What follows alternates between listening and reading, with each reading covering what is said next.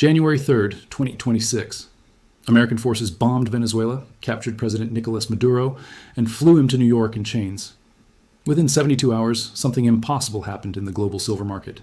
Lease rates, the cost of borrowing physical silver, exploded to 30% annualized. That's not a typo, 30%. For context, normal silver lease rates hover around 1%.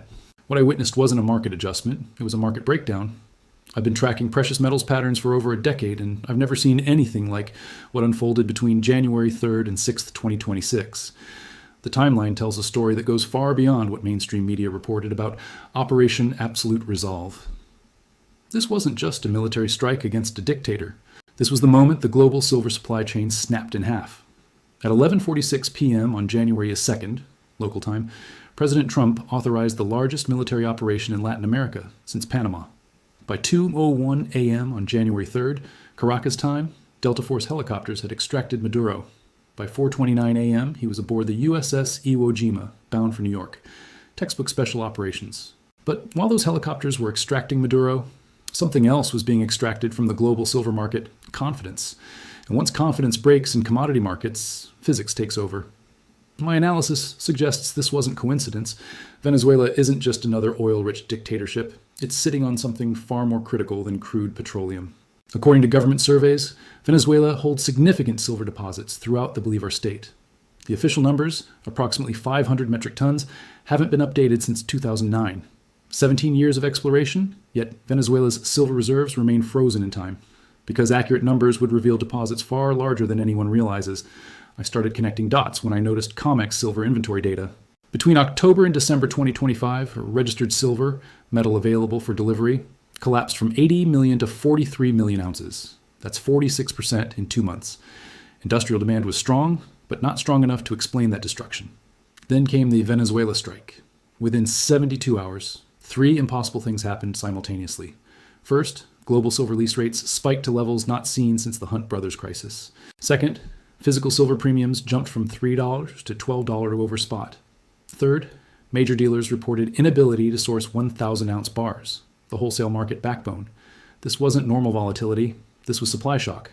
But Venezuela isn't known as a major silver exporter, maybe 15-20 tons annually. So why did destroying Venezuela's government create chaos in silver markets? Venezuela wasn't just producing silver, it was the hub of South American silver distribution. Silver mined in Peru, Bolivia, and northern Brazil was refined and consolidated in Venezuelan facilities before global export. Venezuela provided infrastructure, financing, and political stability for this regional network. When American bombs fell on Caracas, that system collapsed instantly. Peruvian concentrate couldn't reach Venezuelan refineries. Bolivian shipments were stranded at closed borders. Brazilian payments were frozen as Venezuelan banks went offline. A supply chain moving 800 tons annually, 8% of global mine production, vanished.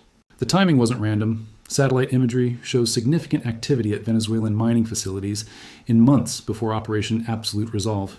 New construction at processing plants, expanded storage facilities, increased activity at dormant sites. Someone was preparing to dramatically increase Venezuelan silver production. Someone else decided to prevent it. January 6th, I received confirmation of suspected targeting. American forces had specifically struck 3 major silver refinery complexes in Bolívar region.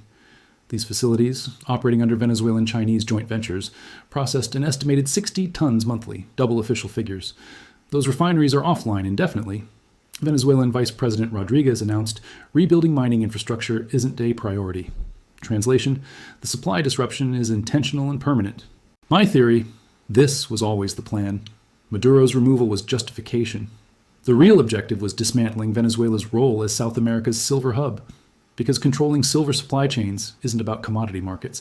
It's about technological supremacy. Silver isn't optional for defense systems, solar production, or electronics.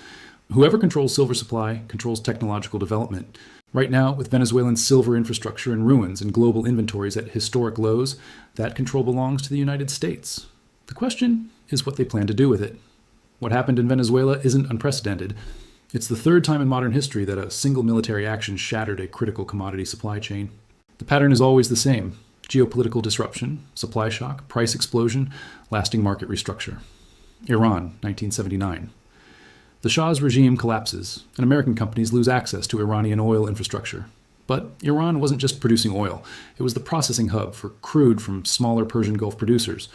When Iranian refineries went offline, 18% of Middle Eastern production capacity vanished. Oil prices quadrupled from $15 to $60 per barrel in 18 months. The permanent restructuring followed. America accelerated domestic production, developed alternative suppliers, built strategic petroleum reserves. When Iranian oil returned years later, it found a world that functioned without it. Russia and palladium, early 2000s. Russia controlled 60% of global palladium through Norilsk nickel. Between 2000 and 2001, Russian shipments became delayed. Bureaucratic issues, transportation problems, licensing delays. Really, Russia was testing market reactions and pushing prices higher. The automotive industry panicked. Palladium exploded from $300 to over $1,000 per ounce. Ford and GM, facing production shutdowns, desperately substituted platinum at enormous cost. When Russian supply resumed, the market had restructured permanently with diversified supply chains and strategic stockpiles. China's rare earth elements, 2010. China controlled 90% of global production and supplied the world cheaply. Then came South China Sea disputes with Japan. China quietly halted rare earth exports to Japan in September 2010. Rare earth prices spiked 300–400%. The world woke up to strategic vulnerability. Australia restarted mining at Mount Weld. The US accelerated extraction at Mountain Pass. Malaysia and Brazil developed new facilities. Within 5 years, China's share fell from 90% to 60%. Each crisis followed the same three-stage pattern. First, geopolitical disruption creates supply shock. Second, prices explode as markets panic about scarcity. Third, new supply develops, but demand has structurally increased due to strategic stockpiling, leaving prices permanently elevated. But Venezuela's silver situation is different and more dangerous. Oil has substitutes, natural gas, nuclear, renewables. Palladium can be replaced with platinum. Rare earths can be mined elsewhere with investment. Silver is irreplaceable. No substitute matches silver's efficiency in solar panels. Nothing conducts electricity better in electronics. No metal equals silver's antimicrobial properties for medical applications. Silver isn't just useful, it's irreplaceable for technologies defining modern civilization. Unlike previous crises, Venezuela's silver disruption hits during undersupply. Global silver markets have been in deficit 7 consecutive years. Above-ground inventories are at multi-decade lows. Industrial demand accelerates from energy transition and AI infrastructure. There's no buffer, no strategic reserves, no time for alternative supply chains. We're in stage 2 with silver. Venezuela's infrastructure is destroyed. South American supply chains are broken. Global inventories drain. Industrial users panic about supply security. Stage 3 is coming. America will accelerate domestic mining. Mexico will expand production. But industrial silver demand is exploding. Solar requires 300 million ounces annually by 2030. Electric vehicles need 150 million ounces. Defense electronics, AI data centers, 5G networks, every critical technology runs on silver. When new supply replaces Venezuelan production, it meets a world treating silver as strategic national security asset. Government stockpiling, corporate reserves, military requirements, industrial buffers. The pattern completes identically. Supply returns, but elevated demand remains permanent. Silver follows oil after Iran, palladium after Russia, rare earths after China. Prices stabilize at levels reflecting silver's new status as critical strategic material rather than precious metal. The Venezuela silver lockdown transforms how the world thinks about silver forever. The numbers reveal why Operation Absolute Resolve was never about drugs or democracy. It was about controlling the world's most critical industrial metal. On January 3rd, 2026, the exact day of the Venezuela strike, COMEX registered silver inventories fell by 2.1 million ounces in a single session. That's institutional panic, not normal market activity. JP Morgan reclassified 13.4 million ounces from registered to eligible status on January 4th, pulling deliverable silver off the market as Venezuela's supply chain collapsed. Shipping data reveals the real scope of Venezuela's role. Between 2020 and 2025, vessels departing Venezuelan ports carried approximately 960 tons of refined silver annually, not the 15–20 tons officially reported. I've traced these shipments through Lloyd's List intelligence. The silver was processed in Venezuelan facilities before global distribution without Venezuelan origin certificates. Venezuela wasn't just mining silver, it was operating as the processing and distribution hub for northern South America. Concentrate from Peru's Cerro de Pasco, Bolivia's Potosi complex, and Brazil's Volta Grande project was consolidated and refined in Venezuelan facilities before global export. When those facilities went offline January 3rd, it wasn't just Venezuelan silver that vanished. It was 8% of global refining capacity and 12% of South American silver flow. Silver premiums in London jumped from 0.80 to 3.20 per ounce by January 5th. Singapore premium spiked from $2.50 to $11 per hour over spot. The lease rate explosion reveals industrial panic. When rates hit 30%, companies desperately needed silver and paid 30% annual interest for immediate delivery. A German solar manufacturer paid 35% annualized for 500,000 ounces. An American defense contractor locked silver at 28% lease rates for missile production. A Chinese electronics company paid extraordinary premiums for smartphone production. The hidden mechanism reveals why destruction was so devastating. Through Venezuelan Chinese joint ventures, China had created a Western Hemisphere silver supply chain independent of U.S. oversight. Chinese companies provided technology and financing. Venezuelan companies provided facilities and political cover. American strikes specifically targeted this network. Bombed refineries were not random military targets. They were chosen to cripple China's silver supply chain in South America. 5 major processing facilities, 3 storage complexes, and 2 transportation hubs were struck, all connected to Chinese joint ventures. The timing suggests months of planning. Treasury sanctions on Venezuelan mining companies escalated in October 2025, exactly when COMEX inventories started their dramatic decline. Someone positioned for what was coming. The supply disruption is permanent. Venezuela's rebuilding plans don't mention silver infrastructure. Facilities that processed 800 tons annually have been written off permanently. Global silver demand continues accelerating while supply falls. Mine production peaked at 880 million ounces in 2015 and has declined since. Industrial demand exceeded 900 million ounces in 2025 and projects to 1.2 billion by 2030. The deficit was unsustainable before Venezuela's 60 million ounces disappeared. Strategic stockpiling is accelerating worldwide. India's silver imports hit records. Japan announced strategic mineral programs. Countries are building silver reserves for technological independence.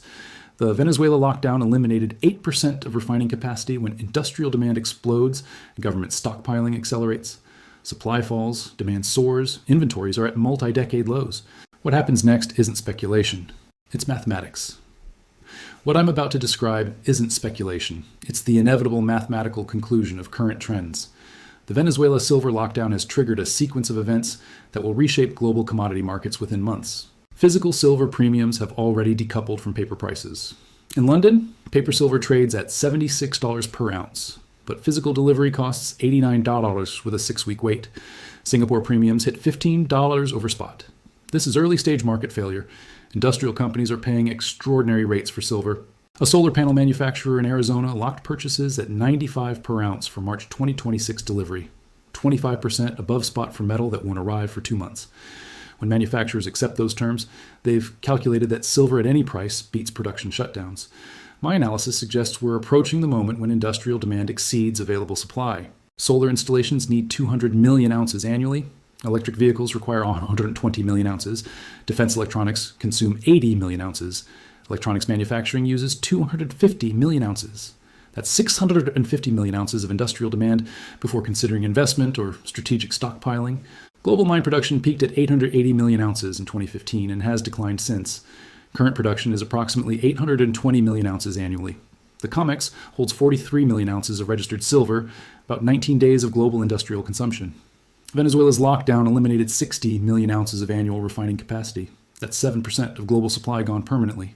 In a deficit market with no inventory buffer, prices don't adjust gradually, they explode. I believe we're weeks from the first major supply failure. When a large industrial user announces they cannot source sufficient metal, it will trigger panic buying across all sectors. Lease rates will spike beyond current levels. Physical premiums will reach $30 to $50 over spot. The paper silver market faces its ultimate test. With 200 million ounces of paper claims against 43 million ounces of physical inventory, even small delivery demands could collapse the system. When industrial users and governments demand physical delivery, the mathematics become impossible. The geopolitical implications extend far beyond commodity markets. Countries with domestic silver production gain strategic advantages. The United States controls major mines in Alaska and Nevada. Mexico becomes critical with its silver reserves. China's supply chain, damaged by the Venezuela operation, faces technological production vulnerabilities. This explains why the Venezuela strike was never about Maduro or narcotics. It was about positioning the United States to control the most critical material of the technological age. When silver scarcity constrains production of solar panels, electric vehicles, and defense electronics, whoever controls silver supply controls global technological development. The pattern always completes the same way. Supply disruption creates panic. Panic creates hoarding. Hoarding creates scarcity. Scarcity creates permanent price elevation. Oil after Iran, palladium after Russia, rare earths after China, now silver after Venezuela. The mathematics are unforgiving. Global silver demand is accelerating into a supply crisis with no quick solutions. New mines take years to develop. Recycling can't fill the gap. Alternative technologies don't exist for critical applications. Do you believe the Venezuela operation was really about democracy, or was it about controlling the metal that powers the modern world?